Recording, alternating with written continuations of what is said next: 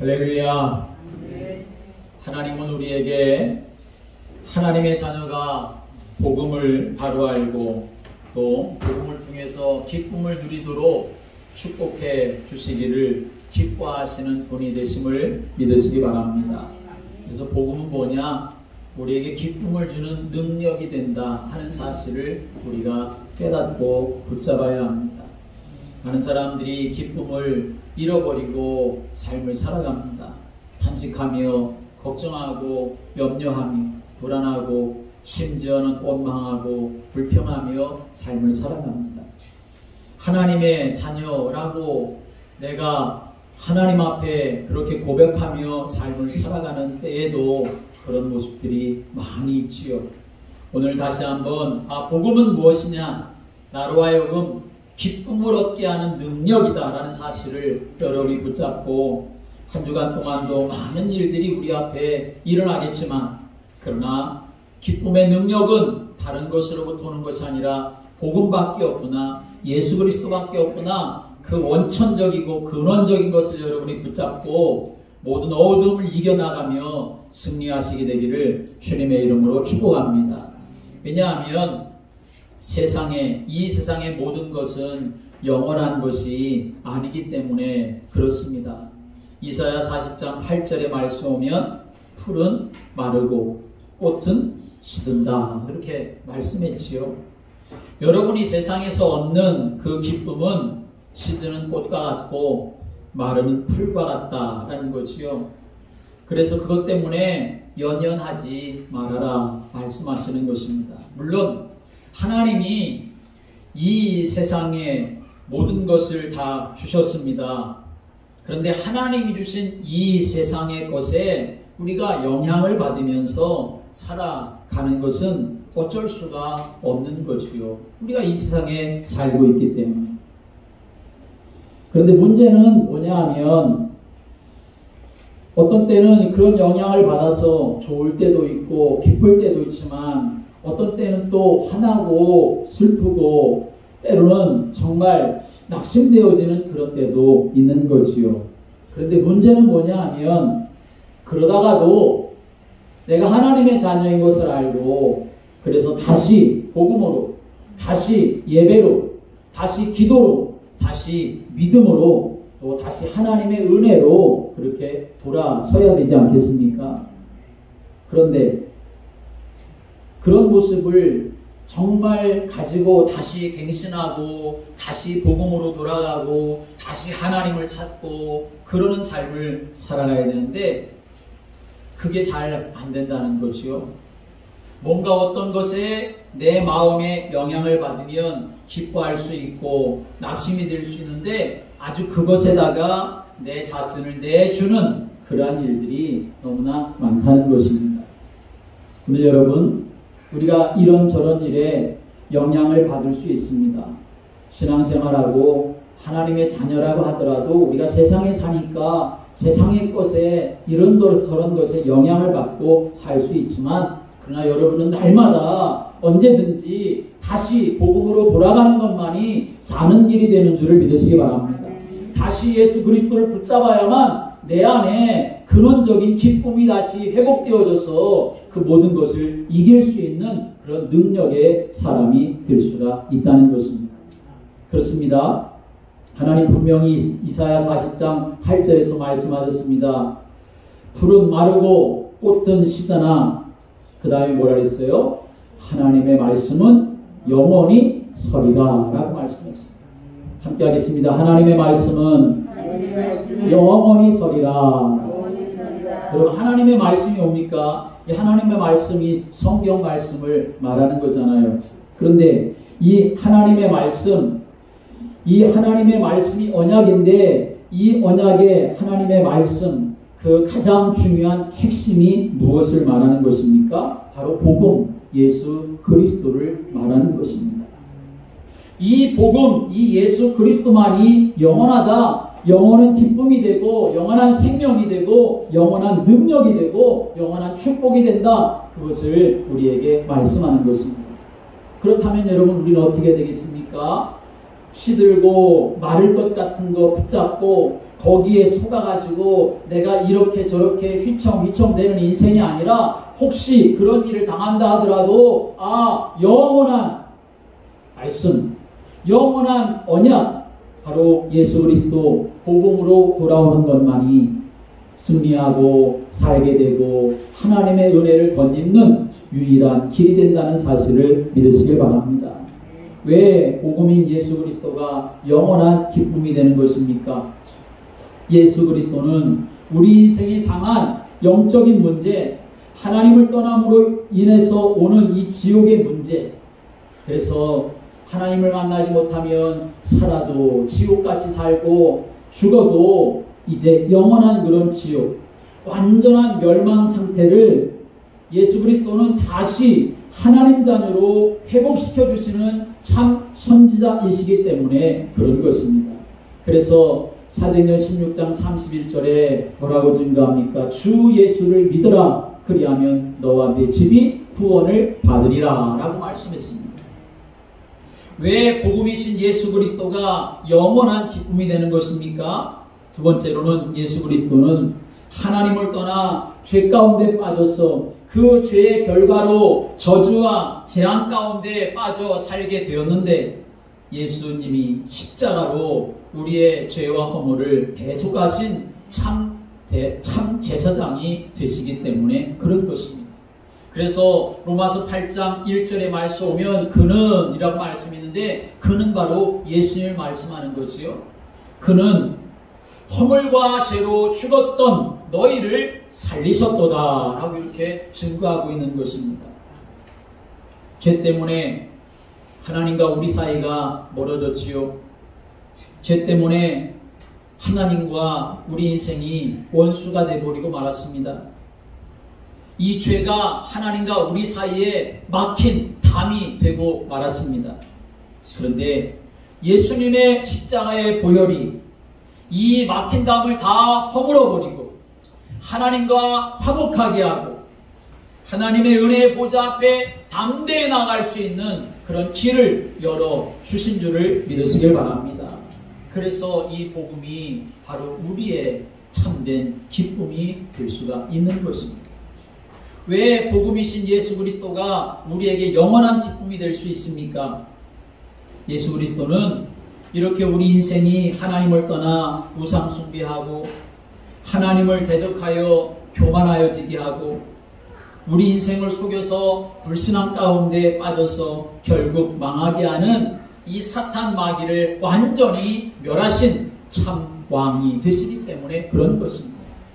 그래서 요한일서 3장 8절에 말씀 오면 하나님의 아들이 나타나신 것은 마귀의 일을 멸하려 하심이라 라고 말씀했습니다.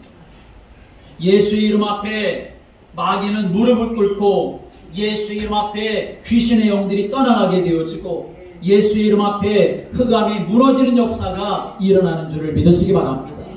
그래서 여러분에게 어둠이 찾아올 때마다 어두운 생각이 찾아올 때마다 만왕의 왕 되시는 예수 그리스도의 이름을 붙잡고 예수 그리스도의 이름을 선포하고 그 이름의 능력을 의지하고 주님 앞에 기도하며 나아가시기를 주님의 이름으로 축복합니다.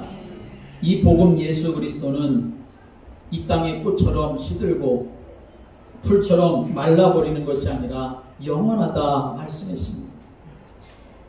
영원하다라고 하는 이 말은 앞으로 영원하다라고 하는 정도가 아니라 과거의 죄의 문제, 현재의 역사하는 이 사단의 문제, 그리고 미래의 지옥 문제 다 해결했다라고 하는 말씀이 되는 것입니다.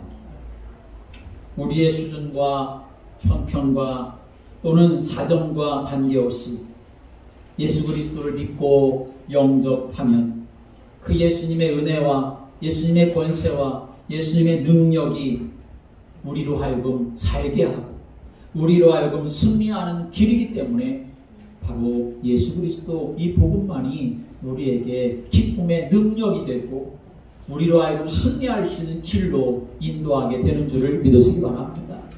그래서 한 주일 동안도 여러분은 예수의 이름을 붙잡고 살아가야 하는 것입니다. 나에게 기쁨의 근원은 예수밖에 없다. 나로 하여금 기쁘게 할 수 있는 것은 세상의 것이 아니라 예수밖에 없다라고 하는 이 사실을 여러분이 붙잡고 선포하며 살아가시기 바랍니다. 오늘 우리에게 말씀으로 주시는 이 빌립보서는 사도 바울이 빌립보 교회에 보낸 편지이지요. 빌립보 교회, 이 빌립보서를 가르쳐서 사랑의 서신이라고 하기도 하고 또 기쁨의 서신이라고 불리기도 합니다. 빌립보서에 나타난 예수님과 사도 바울의 그 사랑의 관계, 그리고 빌립보서에 나타난 사도 바울과 빌립보 교회의 그 사랑의 관계, 그것도 그냥 사랑의 관계가 아니라 서로를 향한 희생적인 사랑을 바탕으로 보여주고 있기 때문에 이 빌립보서는 사랑의 서신이라고 그렇게 불리기도 합니다. 또 기쁨의 서신이라고 불리기도 합니다. 빌립보서를 기쁨의 서신이라고 하는 이유는 사도 바울이 지금 이 빌립보서를 쓰는 이 장소가 어디냐 하면 로마 감옥이었습니다. 복음 전하다가 지금 로마 감옥에 투옥되어져 있는 거지요. 그런데 사도 바울은 이 감옥에 갇혀 있으면서도 자기 자신이 억울하다, 속상하다, 못 살겠다 그랬던 것이 아니라 나는 기쁘다. 나는 기쁘다. 그렇게 계속 선포하고 있다는 거죠. 감옥에 갇혀 있으면서 감사와 기쁨으로 충만하면서 자기를 걱정하는 빌립보 교인들을 향해서도 사도 바울은 뭐라고 말하냐? 너희들 걱정할 거 없다. 너희들도 기뻐하라. 주 안에서 기뻐하라. 라고 계속 선포합니다. 그래서 빌립보서에서는 기쁘다. 기쁨이라고 하는 이 말이 몇 번 나오냐면 18번 그렇게 기록되어져 있는 것을 볼 수 있습니다. 환경이 좋은 상황에서 기쁘다라고 쓰는 것은 뭐 자연스러운 일이겠지만 지금 사도 바울은 차디찬 로마 감옥에 갇혀 있습니다. 언제 죽을지 사실 모르는 그러한 상황입니다. 인간적으로 볼 때 기뻐할 이유를 찾아볼래야 찾아볼 수가 없는 그런 상황 속에서도 자기는 기쁘다 말하고 있고 빌립보 교인들을 향해서도 너희들도 주 안에서 기뻐하라 라고 선포하고 있습니다. 사도 바울이 이런 감옥 속에서도 이렇게 자기 자신도 기쁘고 빌립보 교회 성도들 향해서도 너희들도 기뻐해라 라고 이렇게 증거하는 이유가 무엇이겠습니까? 그것은 사도 바울이 복음의 축복을 사실적으로 누리고 있었기 때문이다 라고 하는 것입니다. 고린도후서 4장 7절부터 9절에 사도 바울이 이렇게 증거합니다. 우리가 이 보배를 질그릇에 가졌으니 이는 심히 큰 능력이 하나님께 있고 우리에게 있지 아니함을 알게 하려 합니다. 우리가 사방으로 우겨쌈을 당하여도 쌓이지 아니하고 우리가 답답한 일을 당하여도 낙심하지 아니하고 우리가 박해를 받아도 버림받지 아니하고 거꾸러뜨림을 당하여도 망하지 아니한다 라고 이렇게 선포했습니다. 여러분 이게 무슨 의미겠습니까? 하나님이 완전히 보장해 주신다 라고 하는 의미를 가지고 있는 것입니다. 함께 하겠습니다. 하나님이 완전히 보장해 주십니다. 여러분 하나님의 자녀 하나님이 생명 싸게로 그렇게 싸서 보호해 주시고 지켜 주시고 인도해 주시는 줄을 믿으시기 바랍니다. 하나님의 완전한 보장 속에 하나님의 자녀는 있습니다. 물론 우리가 그 때를 때로는 알지 못해서 때로는 하나님이 정말 내 가운데 역사하시는 걸 내가 깨닫지 못해서 우왕좌왕하는 모습이 있지만 그건 우리의 생각일 뿐인 것이고 하나님 반드시 성경에 약속하기를 생명 싸게로 하나님의 자녀를 지키시고 보호해 주시는 것을 약속해 주셨습니다. 그래서 느헤미야가 증거합니다. 여호와를 기뻐하는 것이 너희의 힘이다 라고 증거하고 있는 거죠. 우리가 기뻐할 수 있는 힘의 근원 여호와 하나님이신 줄을 믿으시기 바랍니다. 복음이고 성령 충만함입니다.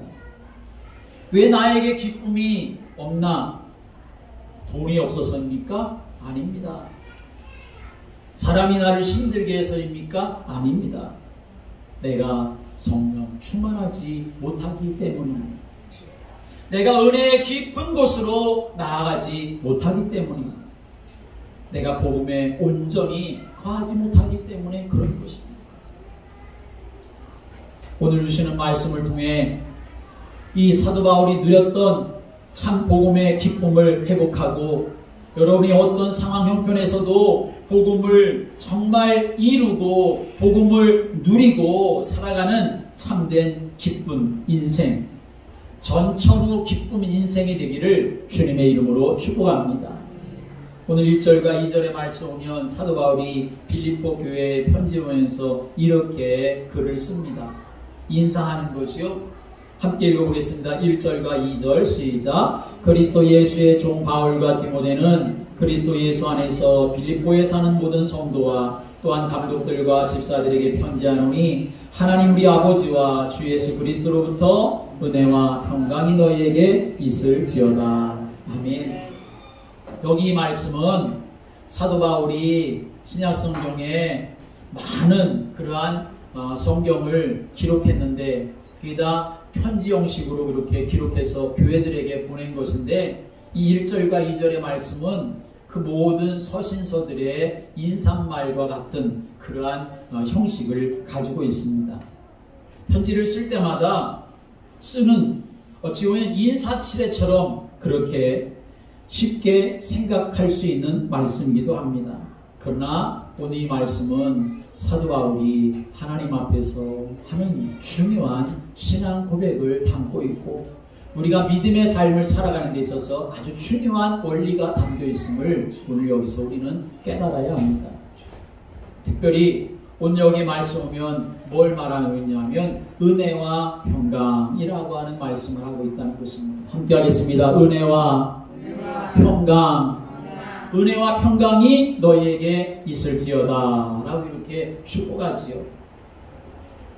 여기서 오늘 이 은혜와 평강이라고 하는 이 두 단어, 이 은혜와 평강이라고 하는 것은 모든 것을 뛰어넘을 수 있는 그런 기쁨의 근원이 된다는 사실을 오늘 우리가 알아야 합니다. 복음은 우리로 하여금 기뻐할 수 있는 능력이 되게 하는데 그 복음 안에 은혜와 평강이 있어서 그래서 그걸 우리가 누리며 삶을 살아가면 모든 환경을 뛰어넘을 수 있는 기쁨 가지고 삶을 살아갈 수가 있다라고 하는 것입니다. 오늘 바울이 빌립보 교회에 너희에게 은혜와 평강이 있을지어다 라고 이렇게 축복하는데 그리스도 예수로부터 은혜와 평강이 너희에게 있을지어다 축복하는데 오늘 여러분의 모든 삶 속에도 예수 그리스도로부터 주어지는 은혜와 평강이 넘치게 되기를 주님의 이름으로 축복합니다. 우리가 신앙생활을 하면서 분명히 붙잡고 있어야 될 첫 번째 의식이 뭐냐? 마음속에 항상 우리가 생각하면서 깨닫고 있어야 될 것이 무엇이냐? 바로 그것은 첫 번째로는 함께 하겠습니다. 은혜의식. 은혜의식 이것이 항상 우리의 마음속에 있어야 한다는 것입니다. 나는 하나님의 은혜가 없이는 살 수가 없어. 이 모든 것이 하나님의 은혜구나. 이러한 의식이 우리의 마음속에 항상 있어야 한다는 것입니다. 잠을 잘 수 있는 것도 하나님의 은혜인 것이고 밥을 먹을 수 있는 것도 하나님의 은혜인 것이고 일을 할 수 있는 것도 하나님의 은혜인 것이고 오늘 내가 하나님 앞에 나와 예배드릴 수 있는 것도 하나님의 은혜인 것이고 이 모든 것이 하나님의 은혜라고 하는 사실이 항상 내 마음에 담겨져 있어야 한다는 것입니다. 은혜라고 하는 것은 받을 자격이 없는 사람에게 아무 조건 없이 주는 선물, 그것을 은혜라고 말하는 거죠. 우리가 주목해서 생각해야 될 것은 하나님께서 가장 가치 있는 은혜를 우리에게 주셨다는 사실을 여러분이 믿으시길 바랍니다. 아무리 값없이 받는다고 해도 값어치 없거나 해로운 것이라고 하면 받지 않는 것이 좋겠지요. 그런데 하나님이 우리에게 주신 은혜는 뭐냐? 세상의 것이라는 것입니다. 세상에 돈 주고 값 주고 살 수 없는 그것을 하나님 우리에게 거저 주신 것입니다. 그 어떤 것과도 비교할 수 없는 영생을 선물로 주셨습니다. 오늘 우리는 여기에서부터 신앙생활이 시작되는 것이고, 신앙생활이 지속될 수 있는 것이고, 신앙생활이 열매 맺을 수 있는 것입니다. 하나님의 은혜, 내가 하나님의 은혜 받은 인생이야 라고 하는 사실을 내가 깨달아야, 그래서 내가 하나님의 은혜를 날마다 더 사모하며 그 은혜 속에 거해야 신앙생활이 바르게 될 수 있고, 신앙생활의 열매를 아름답게 맺을 수가 있는 것이고, 그 은혜가 내게 임할 때에 그 다음으로 내게 오는 것이 무엇이냐? 은혜와 평강이라고 했던 것처럼 그 다음에 내게 뭐가 오느냐? 하나님이 주시는 평강이 내게 올 수가 있는 것입니다. 하나님의 은혜 속에 살아가는 인생에게 주어지는 축복이 바로 평강이라는 것입니다.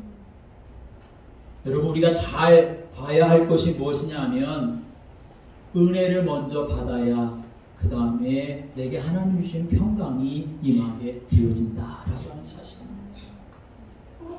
그래서 우리의 마음에 평강이 없다면 불안할 때도 있고, 염려할 때도 있고, 아니면 낙심할 때도 있고, 아니면 지나쳐서 불평하고 원망할 수 있는 그런 일도 있을 수가 있는데, 그럴 때 우리는 다른 데서 이유를 찾으면 안 됩니다. 다른 데서 이유를 찾을 것이 아니라 제일 먼저 점검해 봐야 될 것은 무엇이냐? 그것은 바로 내가 지금 하나님의 은혜 안에 있느냐? 내가 지금 하나님의 은혜를 받고 있느냐? 그 은혜는 다른 것이 아니라 하나님 우리 아버지와 예수 그리스도로부터 오는 것이라는 것을 사도 바울이 증거하고 있습니다. 그래서 우리는 날마다 내가 은혜 속에 있는가? 그걸 내가 먼저 점검하는 사람이 되어야 한다는 것입니다.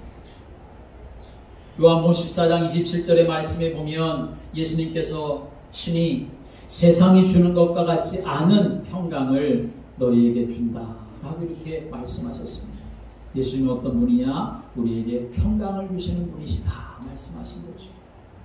시브리서 4장 16절의 말씀 보면, 그러므로 우리는 긍휼하심을 받고 때를 따라 돕는 은혜를 얻기 위하여 은혜의 보좌 앞에 담대히 나아갈 것이니라 라고 이렇게 증거했습니다. 하나님은 어떤 분이십니까? 전능하셔서 우리들에게 때를 따라 돕는 은혜를 베푸시기 위해서 여러분의 기도를 기다리시는 분이시다 하는 것을 말씀하는 거예요. 또 우리는 어떤 사람이냐? 우리는 이제 예수 그리스도의 보혈로 때를 따라 돕는 은혜를 얻기 위하여 은혜의 보좌 앞에 담대히 나아갈 수 있는 자격을 얻은 사람이다 라고 하는 것을 또 우리에게 말씀하고 있는 것입니다. 그렇습니다. 하나님은 때를 따라 돕는 은혜를 주실 전능하신 분이시고, 우리는 은혜의 보좌 앞에 나아가기만 하면 때를 따라 돕는 은혜, 그 하나님의 은혜를 덧입을 자격이 예수의 보혈로 말미암아 우리에게 주어져 있다는 것을 말씀하는 것입니다. 그래서 우리는 어떻게 해야 됩니까? 은혜의 보좌 앞에 담대히 나아가야 합니다. 함께 하겠습니다. 은혜의 보좌 앞에 담대히 나아가라. 은혜의 보좌 앞에 담대히 나아가라 라고 하는 이 말씀은 주저하지 말라 하는 말씀이지요. 내 환경, 내 형편, 내 처지에 연연하지 말고 그런 거 두 번 생각할 필요도 없이 하나님의 말씀을 믿고 하나님 앞에 나아가라 라고 하는 것을 우리에게 말씀하는 것입니다. 강단을 통해서 주시는 말씀의 언약을 붙잡고 여러분이 정시로 무시로 기도하시길 바랍니다. 그래서 하나님의 그 신령한 은혜를 덧입고 그 은혜를 통해서 주시는 평강을 누리는 복음만이 기쁨의 능력이 됨을 체험하고 증거하는 성도들 되시기를 주님의 이름으로 축복합니다. 오늘 3절 이후의 말씀도 아주 우리에게 중요한 말씀을 해주고 있는데, 3절부터 5절까지를 다 같이 함께 읽어보겠습니다. 시작. 내가 너희를 생각할 때마다 나의 하나님께 감사하며 간구할 때마다 너희 무리를 위하여 기쁨으로 항상 간구하는 너희가 첫날부터 이제까지 복음을 위한 일에 참여하고 있기 때문이라. 아멘. 3절 이후부터의 말씀은 사도 바울이 빌립보 교회 성도들과 복음으로 완전히 하나를 이루고 있다라고 하는 사실을 증거하고 있는 말씀입니다. 비록 지금 빌립보 교회 성도들과 사도 바울의 몸은 떨어져 있지만 어떻게 하나가 되고 있습니까? 무엇으로 하나가 되고 있습니까? 복음이 하나 되게 하고 복음으로 지금 하나 되었다라고 하는 것을 말씀하는 것입니다. 차디찬 감옥이라고 하는 환경에 갇혀 있는데도 기뻐하고 저 멀리 떨어져 있는 빌립보 교회를 생각하며 기도할 때에도 근심 걱정하는 것이 아니라 기쁨으로 기도할 수가 있었던 것은 오늘 사도 바울이 그렇게 증거하고 있습니다. 5절에 말씀 오면 너희가 첫날부터 그렇게 말씀하죠. 너희라고 하면 빌립보 교회 성도들을 말하는 것이고 첫날부터 라고 하는 것은 무슨 의미냐면 사도 바울이 이제 전도 여행을 가다가 길이 막혀서 하나님 앞에 기도할 때 마게도냐의 사람이 손을 흔들고 건너와서 우리를 도우라 라고 하는 환상을 보고 아시아로 가려던 그 길을 돌이켜서 마게도냐로 가게 되는데 마게도냐 첫 성이 바로 빌립보라고 하는 곳이었죠. 그 빌립보에 갔을 때라고 하는 것을 말하는 것인데 사도행전 16장에 말씀 오면 빌립보에 가게 되었을 때 처음 누구를 만나게 됩니까? 자주 옷감 장사 루디아를 만나게 되어지죠. 루디아를 만나서 복음을 전하니까 하나님이 예비한 사람이었기 때문에 그가 사도 바울을 통해서 복음을 받게 되어지고 그리고 루디아가 그렇게 말합니다. 그와 그 집이 다 세례를 받고 우리에게 청하여 이르되 만일 나를 주 믿는 자로 알거든 내 집에 들어와 유하라 라고 이렇게 말하면서 강권하여서 머물게 되었다라고 말을 합니다. 바로 그때 유럽의 최초의 교회가 세워지게 된 것이고 빌립보 교회가 시작되었는데 그 첫날이라고 하는 것은 바로 이때를 말하는 것이요. 이때가 언제냐 하면 AD 50년경이었습니다. 50년경. 그리고 오늘 뭐라고 또 말하냐면 첫날부터 이제까지라고 말하지요. 이제까지라고 하는 것은 지금 사도 바울이 로마 감옥에 갇혀 있는 때를 말하는 거예요. 이때가 언제냐 하면 AD 61년부터 63년 사이입니다.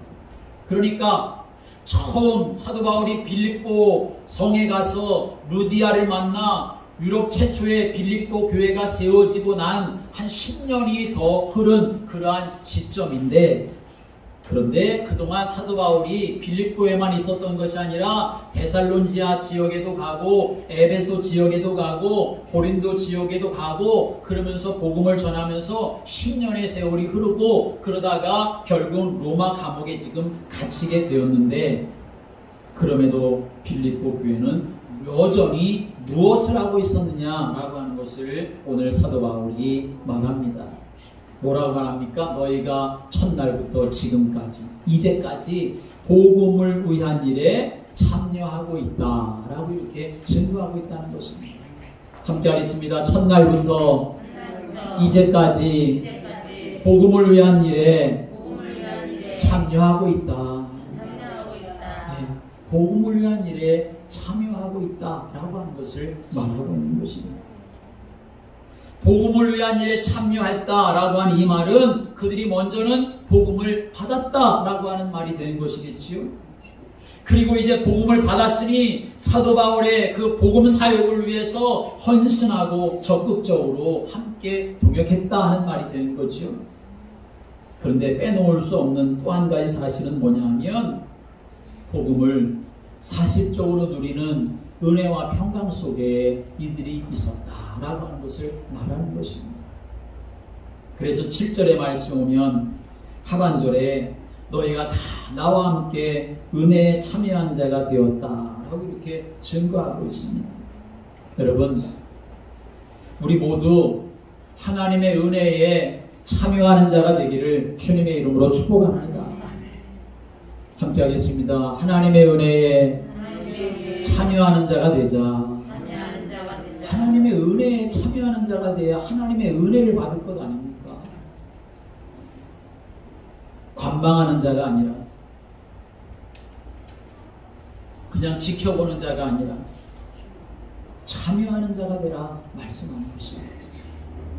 그래서 8절의 말씀 오면 내가 예수 그리스도의 심장으로 너희 무리를 얼마나 사모하는지 하나님이 내 증인이시라 라고 이렇게 고백하고 증거하죠.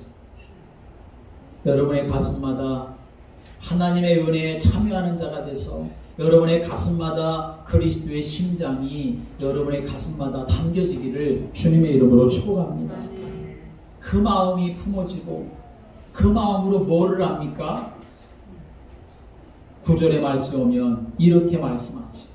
내가 기도하노라 라고 이렇게 증거하고 있습니다. 함께 하겠습니다. 내가 기도하노라. 내가 기도하노라. 그리스도의 은혜에 참여해서 예수 그리스도의 심장을 내가 가지고 뭐하냐?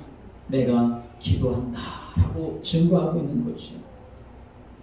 너희를 품고 기도하는데 예수 그리스도의 마음으로 너희를 품고 예수 그리스도의 심장으로 너희를 품고 기도한다. 그렇게 증거하는 것입니다.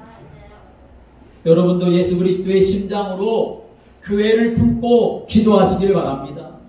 사단에게 속지 말고 보이는 환경에 속지 말고 예수 그리스도의 마음으로 교회를 품고 성도들을 품고 자녀들을 품고 전장을 품고 기도하시기를 바랍니다. 이것이 교회가 기쁨의 복음 공동체가 되는 아주 중요한 길인 것을 우리는 놓치지 말아야 합니다. 저는 이렇게 생각합니다. 하나님이 우리에게 기도할 수 있는 멍석을 깔아주셨다. 그렇게 생각합니다. 하나님이 깔아주신 그 기도의 멍석에서 우리가 먹고 마시고 즐거워할 수 있게 되시기 바랍니다. 금요 기도회가 그런 자리입니다. 새벽 기도회가 그런 자리입니다. 앞으로 11월 1일부터 또 다니엘 기도회가 시작되어질 텐데 다니엘 기도회도 함께 할 것인데 여러분이 미리 기도 제목을 작성하시고 그 기도 제목 가지고 미리미리 지금부터 또 기도하시고 동참하시면서 하나님 주시는 은혜와 평강 그 기쁨의 능력의 복음을 여러분이 체험할 수 있게 되기를 주님의 이름으로 축복합니다. 신앙생활이라는 것이 무엇입니까? 신앙생활은 우리의 시각을 하나님께로 향하는 것입니다. 이 한 획의 기적이라고 하는 글이 있습니다.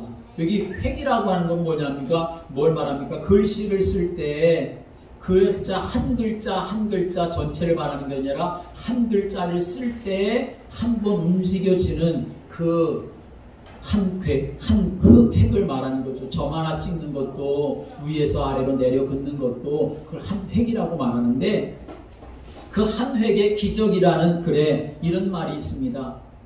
고질병, 그 고질병에 점 하나를 찍으면 고칠 병이 된다. 마음 심자에다가 신념의 막대기를 꽂으면 반드시 된다라고 하는 필자가 된다. 불가능이라고 하는 의미의 impossible이라고 하는 단어에 점 하나를 찍으면 가능하다는 I am possible이라고 하는 말이 된다.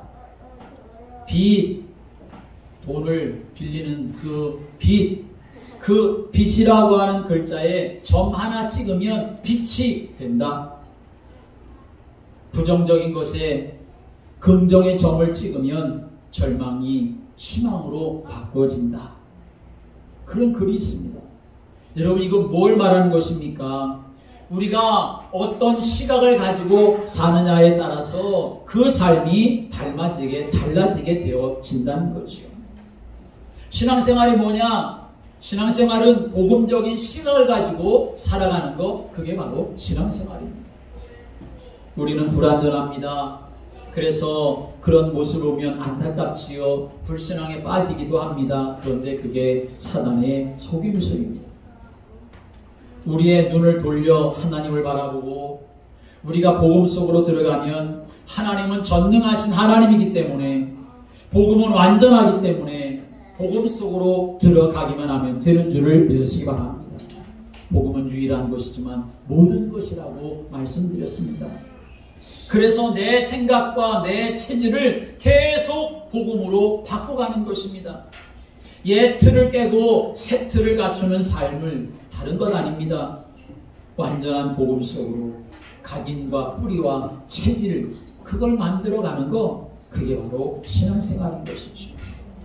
오늘 분명히 6절에 이렇게 말씀합니다. 6절의 말씀을 다 같이 읽어보겠습니다. 시작. 너희 안에서 착한 일을 시작하시니가 그리스도 예수의 날까지 이루실 줄을 우리는 확신하노라. 아멘.